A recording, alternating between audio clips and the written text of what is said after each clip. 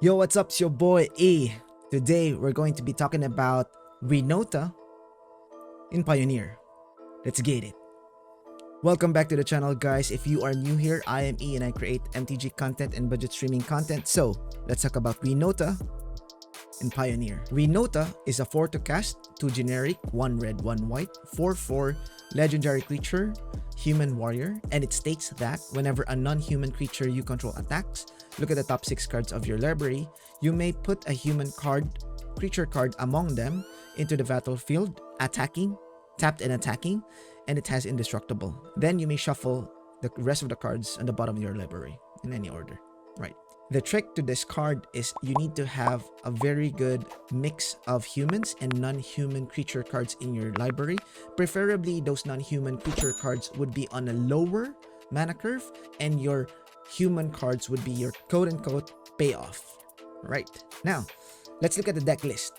Looking at the deck list, what the deck would want to do and its main gameplay is to curve out to Winota and win the game by turn 3. That's right, turn 3. Your play is as follows. Turn 1, play land and put a mana dork. There are 8 mana dorks that are in this deck. You have 4 Llanowar Visionary and 4 Elvish Mystic.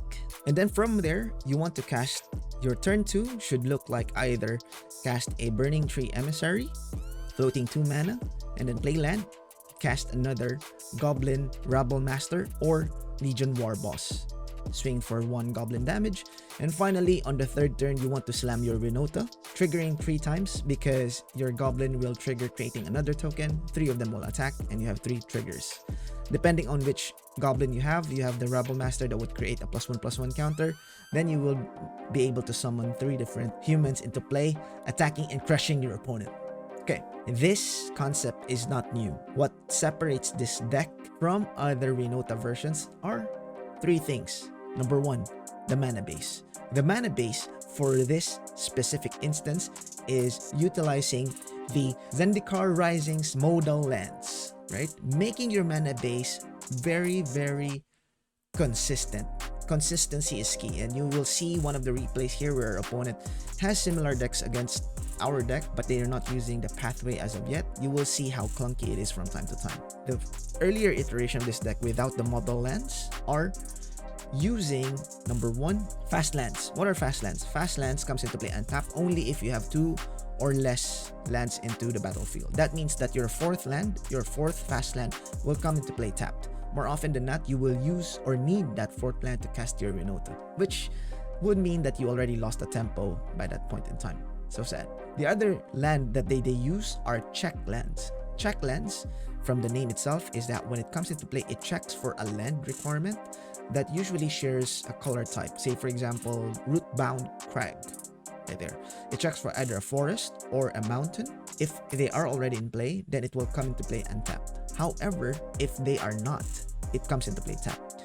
Therefore, if these are the only land cards in your hand, the check lands, they will come into play tapped and you lost a tempo immediately, forfeiting your initial deck design advantage. Now that's gone, the other change to the deck is the payoff card. The earlier iteration of this deck utilizes Angrat's Marauder right here, and it's a very awesome creature card. It's a 4/4 creature, human obviously, and then it states that whenever a permanent or whenever a source you control deals damage to your opponent, it doubles that damage, right? Automatically, if it hits the battlefield, then the game is over. However, the drawback is it's 7 to cast, and more often the deck actually plays 4 of them.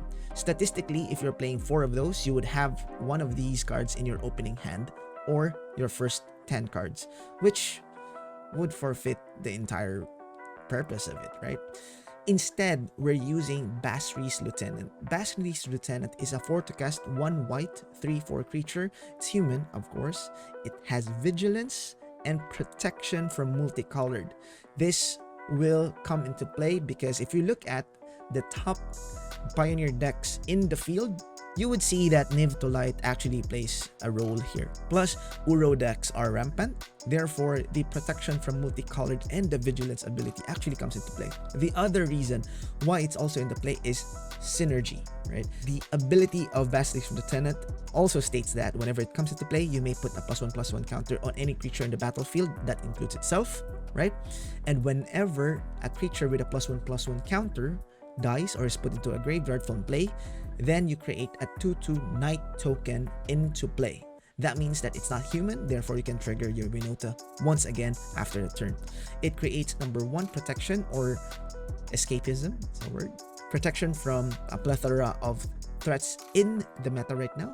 And then number 2, it also creates resiliency within the deck. And then number 3, it also creates consistency because you can cast this at turn 4 instead of your normal Winota. I usually use this play so that whenever people are, say, if your opponent is prepared for a red permanent, say a red cap melee or an exile effect for red permanents, you will surprise them by casting a Basilisk Lieutenant instead. And the third unique ability of this deck is the addition of the Burning Tree Shaman. Yes, it is a lower casting cost. Yes, it is a human. However, it serves a different purpose. Number 1, it also creates consistency within your deck. Say, for example, one of the things that is a downside for this deck is the fizzle rate of your Winota hit. This lessens that one because it is a human nonetheless. Number 2 is that it creates a tutor fodder for your Eldritch Evolution. So say for example in the scenario I described a while ago, on turn 2 where you cast Burning Tree Emissary, on turn 3 you can actually sacrifice it, pay 3, cast your Eldritch Evolution to search for Winota, bam! Winota is in play, trigger, attack, bam, bam, bam.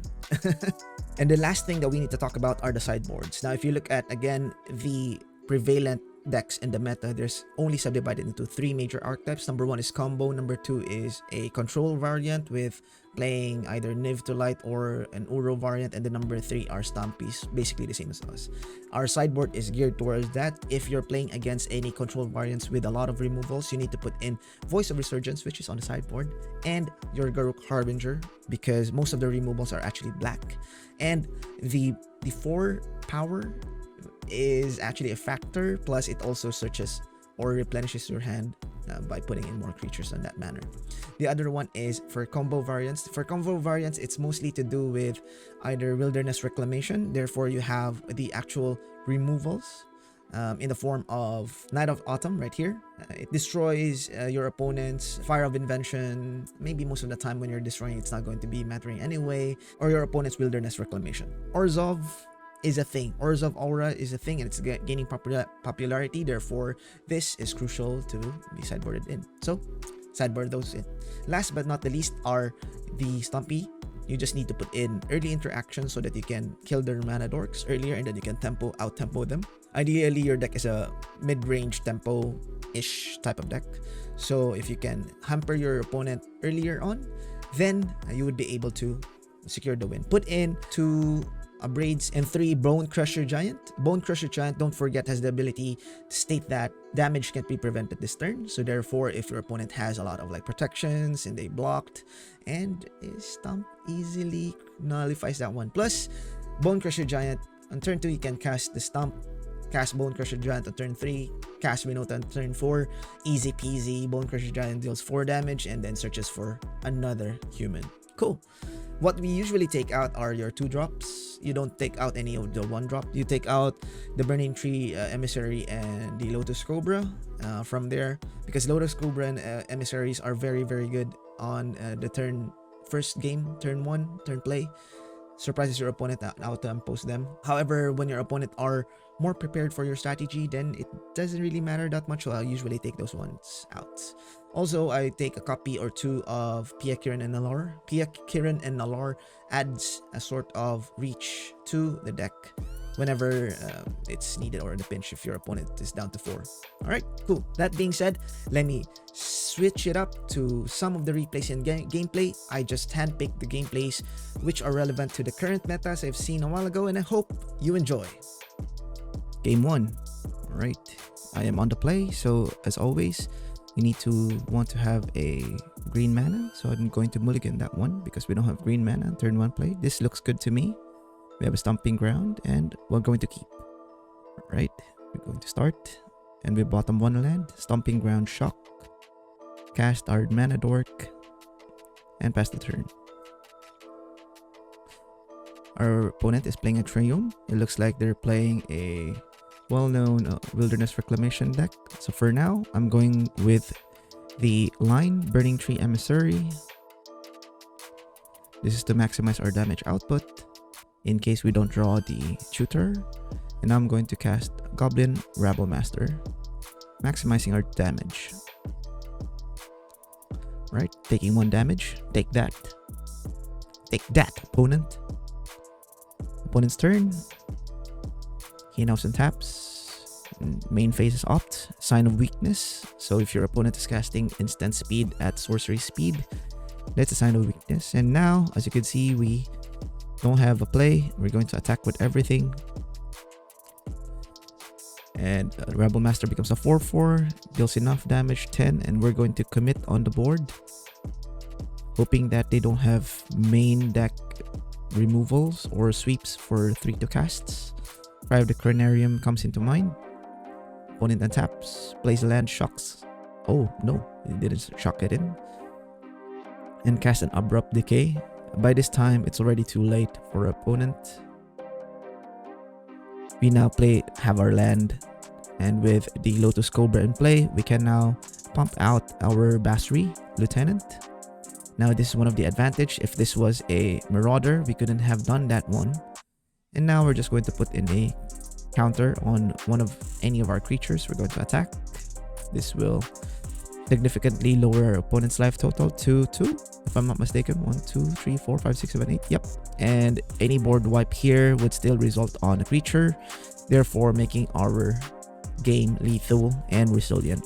Alright, here it looks like we are destined to win here. It looks like we have the perfect curve. Llanowar Elf, turn 1 Triumph for our opponent. Alright, even better. We're not going to have any pains right here. Voice of Resurgence, as I said, always prompts a response from our opponent to remove it right here. Okay.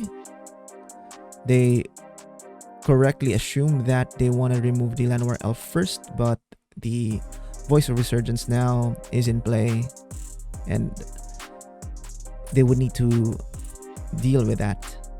Main phase opt again because of the Resurgence, and they need to remove the Resurgence now. Abrupt Decay, create a token. Okay, this is our field. We're going to create this moment, shock that one in. Winota comes into play. Alright, and spin the wheel. Winota triggers. Oof, Kenrith. Bad news bears for our opponent. That automatically brings them down to 9 and lethal next turn.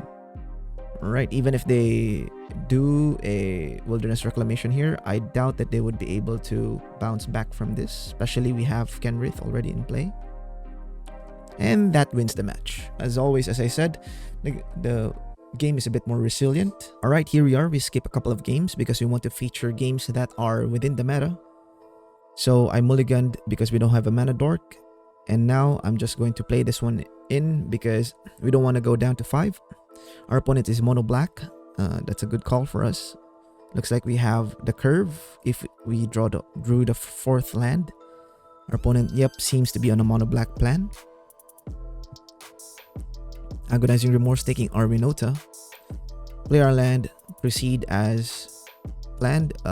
Legion Warboss. The reason why we play Legion Warboss first is because of the Mentor ability, and it synergizes well with our Basri's Lieutenant.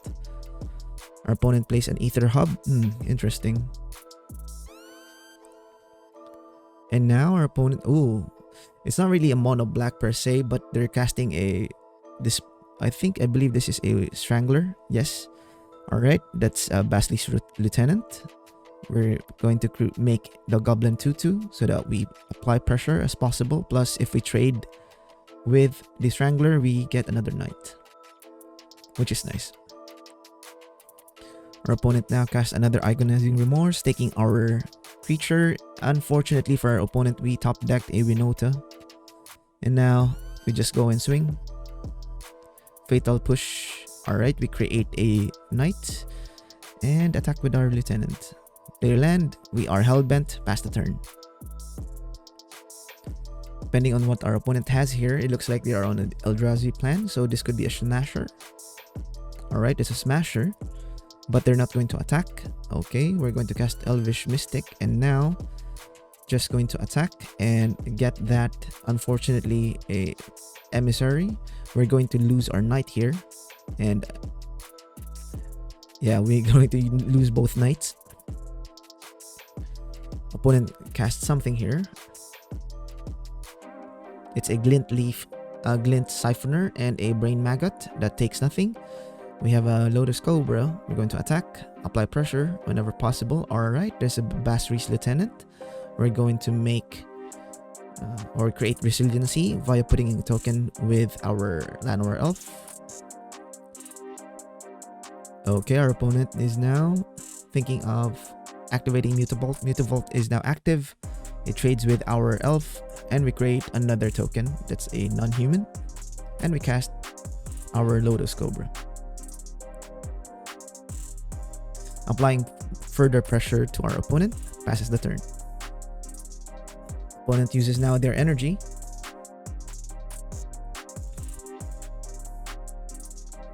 Okay, what will they do? It's quite odd to see a Reality Smasher on a defense mode here, but I don't think they have any option. Could go with the Desert play, however that leaves them to a swing.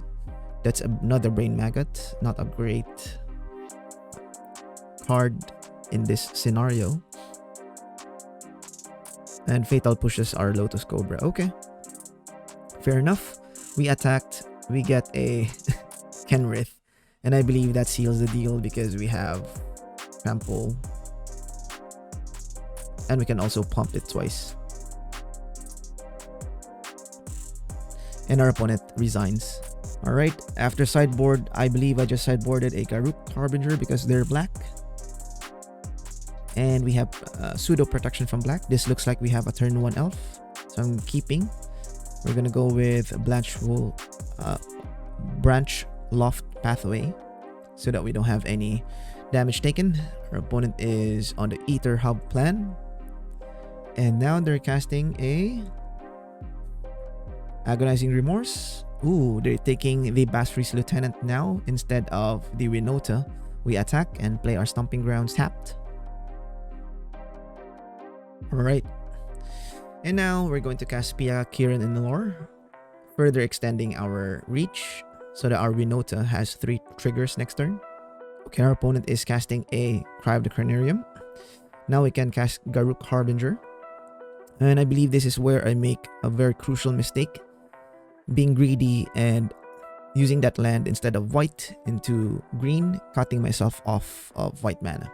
In this case, a Matter Reshaper halts our Garruk, and a Fatal Push halts any action thereof. Here, I'm just going to attack with a elf or a goblin, blocks by the Matter Reshaper, and now I'm just waiting for white land. Here, a top deck white land might win us the game. That's a Thought-Knot Seer, and it looks like we're not going to get that chance anymore. That's another Winota though. Okay, we may still have a chance.